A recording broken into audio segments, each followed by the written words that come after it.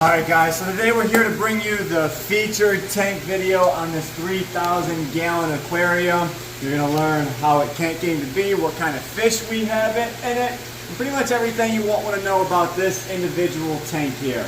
So for starters, this is our 3,000 gallon tank. It is 16 foot long, 6.5 from front to back, and 44 inches tall. This is the only tank in the rescue that we actually hand built. You know, me and my dad, we built the framing, we sheathed it, and we got in there, and you know, our first mistake was listening to someone else, because we knew we had to fiberglass the seams, but one of my dad's friends said, oh, if you use this product, you don't have to. Says, I've been using it for 10 years, and I never had a problem with it. So we listened to them. But then, we ended up having a problem, you know, a couple months down the road, and we ended up having to tear it back out, sand down the seams, fiberglass the seams, and then repaint it. On the front here, we have an 11-foot long window that came from another fish tank. We ended up buying it, and as we were loading it, the guy with the forklift snapped the bottom of the tank. So we went ahead, we still bought it, and we just used it for the front panel for this tank build alone. Alright, so looking at this tank, you know, it's a big open top tank. This is pretty much where we set a lot of our larger fish that are going out, like say the zoos and aquariums come in, or you know, sometimes, you know, larger hobbyists, they have big ponds and whatnot. But if you are looking down here, you can see I've got large catfish, Tarashuki cat, you know, hybrid red-tailed tiger shovel nose.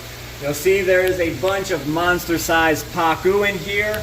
Only a few of them are the ones that are staying with me. The rest of them I am going to rehome when I get a chance, which should be here in just a couple of months. You can also see that there's a few hidden gems in this tank alone. And if you look back next to that log, there is a planiceps catfish or a firewood cat. These guys are really cool. They're, you know, not seen as much in the hobby. They're considered more of a, you know, advanced or expert level on, you know, the caretaking scale for fish. So these guys down in South America, they get upwards of, you know, 4 or 5 foot long, but they get the name the firewood cat because down there they really have no meat on their bones. So basically, these guys dry them out on the banks of the river and use them as firewood. And you know, these guys, I mean, look at them. They look so cool. This one here has a little bit of gill curl. We got them like that. I just haven't bothered with cutting them and doing the surgery on them yet. But he is definitely my favorite fish in this tank alone. Okay, if you look over on this right side of the tank, you'll see we even have common fish like the flathead catfish back there. You can catch these in the lakes up here in Ohio, but he was given to us as a rescue. One day, someday, I'm going to do a actual native tank, and we're going to have a bunch of native species from Ohio and different parts of the United States here. It'd be real cool. And you can see my boy, he's over here playing peekaboo. He just ran back there a little bit, but that is Godzilla. He's the resident turtle in this tank. This guy's real cool because he came from us all the way from California. He's got a whole backstory on himself. From what I was told, his kids were out on the beach and they found this turtle. So they went ahead and brought him home, and he's been living in their fish tank ever since, up until the day that we rescued him. So he is a giant Mexican musk turtle. You know, you think about that, so I kind of think of where was this beach at? You know, they are a freshwater turtle, so maybe like a lake or something down south. I'm not sure, but that's what I was told. He is real cool. He is peaceful. As you can see, he's not going after any of the fish in here. Nobody's missing chunks out of their fins. He is a peaceful musk turtle. Alright, so back there in the back corner as well, we have what's called a vulture catfish. These guys can be real gruesome sometimes. They are a scavenger from South America. So, you know, if you don't feed these guys enough, they're going to find a food source some way or somehow in your tank, whether it's other fish or if it's you feeding them. If you get a group of these things, these guys will actually attack fish in a group and just take chunks out. I've seen a couple of these guys go up and bite the stomachs out of other fish. So you really have to be careful with them vulture cats. Sometimes you get them, they're peaceful as can be, and sometimes you get them and they are just tyrants. All right, now you guys can see we also have some peacock bass in here. I used to have an exclusive peacock bass tank, but my monos were getting way too big. They're starting to get nippy and whatnot. As you can see, he's going after my fingers right now. Look at that. So I had to split up these guys or give them a bigger tank. So, and what ended up happening, I had a few other species in the bass tank. I ended up getting an offer on some of my bass, so I went ahead and rehomed them. Then I took the remaining 3. 2 are a breeding pair, and I have 1 odd one out. So I couldn't get them to breed in the 1,000 gallon. I was hoping maybe giving them a larger lay of the land. Once I get some of these Pacu out of here, they might make a nest in the corner and drop some eggs. But that's not necessarily what I'm trying to do. I went ahead and gave them a larger home for now. They're finding this 3,000 gallon, absolutely loving their life in here. You can see they're just lined up. They're like, come on, man, I know you got some snacks for us. Down here we have, you know, stuff like these marble acara catfish. These are probably one of the best starter catfish to start out with. For one, they don't get too large. They'll max out at about 3 feet. They have smaller mouths, so the amount of fish that they can actually swallow whole is a lot smaller than, say, you know, this tiger shovelnose or a red tail cat, because their mouths are super wide, and you really have to watch, you know, the size fish that you put it in with. And you have a 2-foot red tail cat, they'll easily take down a 1-foot long fish. So you really have to be careful. But this guy here, he's over 2 foot long, and you know, I wouldn't worry about a 1-foot fish in with him. And as you can see, if you look over in the 4400, I've got probably 6 of them in this tank alone, and they are a peaceful catfish, and they do, you know, school together. So they just sit on the bottom of the tank, so they are a real attractive fish for a lot of the hobbyists and even the public aquariums. All right, so last but not least, we've got, you know, the biggest fish in this tank. That is the Pacu. We have our resident Pacu here, which is Big Betty. We have Paco. We have Charlie from the Dork Mall up in Michigan. He's actually one that I can rehome if I'd like to, which I kind of have an idea on him. So there's so many people who still message in about Charlie from the Dork Mall, which they closed down. This Pacu was a resident at that mall for a very long time. So people, you know, grown an attachment to going there and seeing Charlie. But I know that Mr. Brian Barczyk is about to open his doors. What if I send Charlie back up to Michigan, back in his home state, and he can live out his life in a larger tank that Brian can provide? And you know, the people who want to come down and see him can now go to Brian's facility and see Mr. Charlie. So we have 5 of the red belly Pacu in here. So I can get rid of, I don't want to say get rid of, but I can rehome 2 of them. I'm keeping 3. And then we have the black Pacu. So the black Pacu are actually, these ones here, they are the olive green. So a lot of people make the mistake of saying, oh, I have a black Pacu. Look at this red belly here. He's no longer red, but his whole bottom is black. The top is silver. That's actually a red belly. As they grow, they lose that red, you know, sheen on their belly. Alright, we'll just go right back into it. Sounds good. So a lot of people mistake that as being a black Pacu, but a true black Pacu is actually olive green, and they've got these 2 little things. They kind of look like vampire teeth that stick up on each side of the mouth, and that is the sign of a true tambiki. So these guys can get much larger than a normal Pacu. So normal Pacu can, you know, max out between, you know, 60, maybe 70 pounds, but I'd say 60 pounds is really pushing it right there. The black Pacu can get upwards of 100 pounds.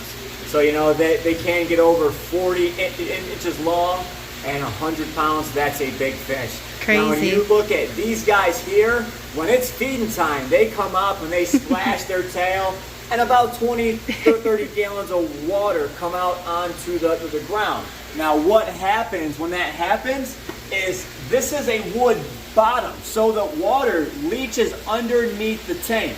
We made the mistake of not putting this on a stand, which we're beating ourselves in the head for now. We learned our mistake. But if we would have at least put, you know, 2-bys down and spaced them out like 6 inches so air can get under it and water can escape. So now anytime that they splash, water gets underneath the tank, and then a couple days after, it's still leaching out. There's been only a few times that I've been able to dry this tank out and not have this water in front of the tank. That's been a, you know, rare occasion, because fish are always splashing, getting water over the front. There's constantly floods out here. So, you know, most of the time you see this tank in the video, you see this little line of water in front of it, and that is exactly why. So, filtration. So this tank is 3,000 gallons. You probably guessed it that there has to be a lot of filtration, especially with the amount of fish that I have in it. Well, that is true. So for starters, we have this barrel up here. This is just bio balls and sponges on top. So this is meant to be some spare media that I have at the rescue, to where if I get something in an emergency case, I can set up a tub and I can take this barrel and pretty much put it on that tub. I just use it to charge it on this tank and keep the media active. I used to have these bio towers set up as well, but the Pacu ended up biting my cord, and this shut off and killed all the bacteria. So you guys always ask why I don't put Pacu in the monster pond. Well, that's because I have a lot of cords in the monster pond. I've got power heads, lights, pumps, all that good stuff. And Pacu love to chew on any and everything, including cords.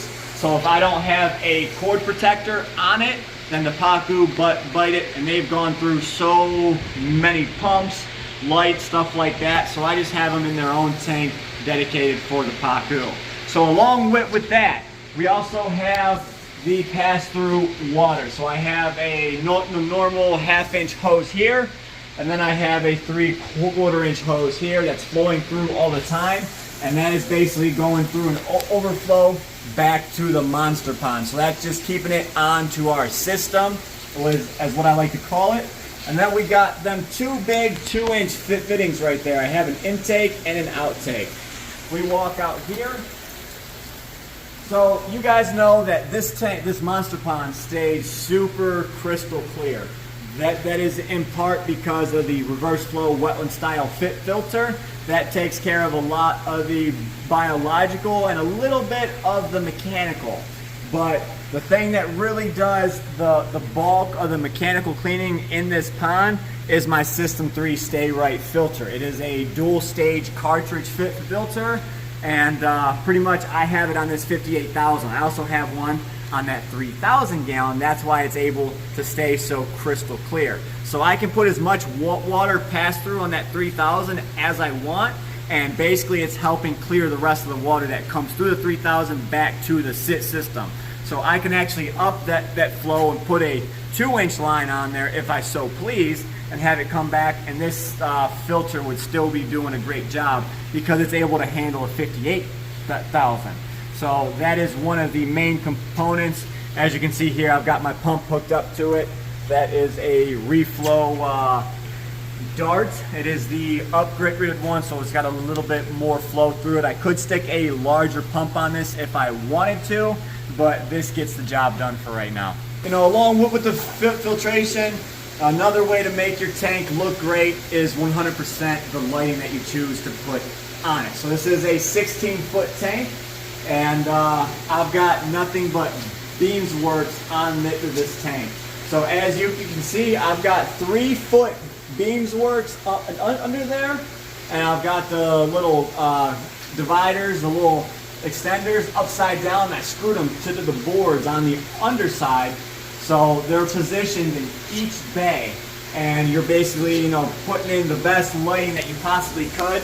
When it comes to lights, beams work is definitely one of my favorite. So when you have an LED light above water, you can see that there's this sparkling effect that comes through, and it shows up on your gravel on the bottom of the tank. I call it a shimmer. So basically what that is as, you know, the water is, you know, rippling on the top of it, your lights refracting and reflecting off of those ripples, and, you know, projecting it onto the stones on the bottom of your tank. Now we have the light dispersion, so this tank looks great all the way through. You're able to see the coloration on the fish. The tank is nice and bright, and you get that nice pretty show quality effect to your aquarium. One of the main components when I started this video, I told you this was one of our first homemade built tanks. Now you're probably thinking, after going through what I went through, you know, the learning curve and everything I've done, would I do this again? And the answer is yes. We are going to build another larger tank because there's so many different people that are now stepping up their game in the aquarium hobby in the United States. You know, I held that crown there for a long time. Now there's people out there with larger tanks than I have. You know, we have the 58,000 gallon monster pond.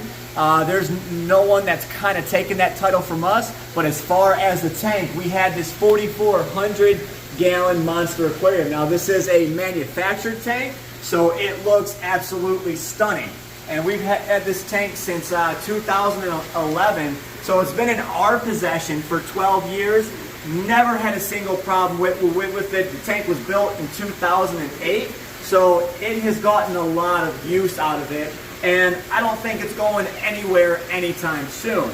But you know, our boy Blake down in Florida, Blake's Exotic Animal Ranch, you guys have probably seen him.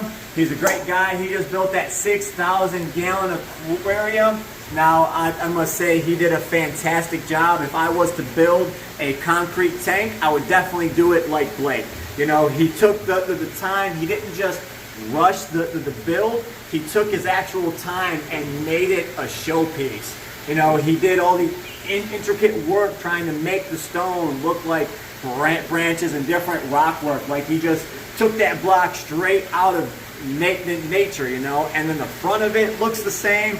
It is a very beautiful tank. I was impressed with it. So, you know, I got to give him props for that tank. And then, of course, you know, we got our boy Rod over in, you know, New York. He's going to be building a large tank. And, you know, if I build a large tank, it's got to be bigger than all of them. So the next build, it might not be wood.